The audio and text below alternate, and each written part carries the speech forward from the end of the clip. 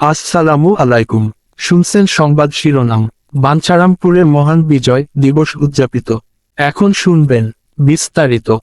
যথাযোগ্য মর্যাদায় ব্রাহ্মণবাড়িয়ার বাঞ্ছারামপুর উপজেলায় মহান বিজয় দিবস উদযাপিত হয়েছে।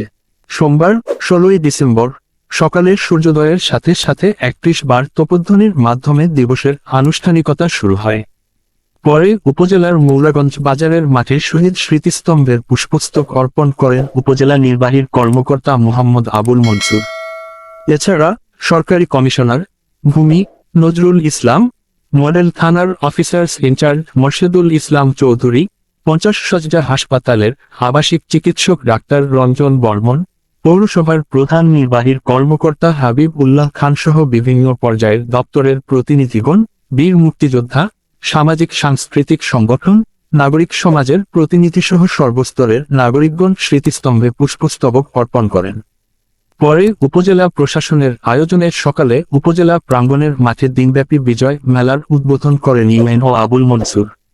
মেলায় ছিল চারুকলার ও স্থানীয়ভাবে উৎপাদিত শিল্প পণ্যের সমাহার। বাঞ্ছারামপুর ব্লাড ব্যাংকের পক্ষে ছিল বিনামূল্যে রক্তের গ্রুপ নির্ধারণ কর্মসূচি। পরে মৌলাগঞ্জ অডিটোরিয়ামে বীর মুক্তিযোদ্ধা ও শহীদ মুক্তিযোদ্ধা পরিবারের সদস্যদের সংবর্ধনা দেওয়া সহ আলোচনা অনুষ্ঠান অনুষ্ঠিত হয়।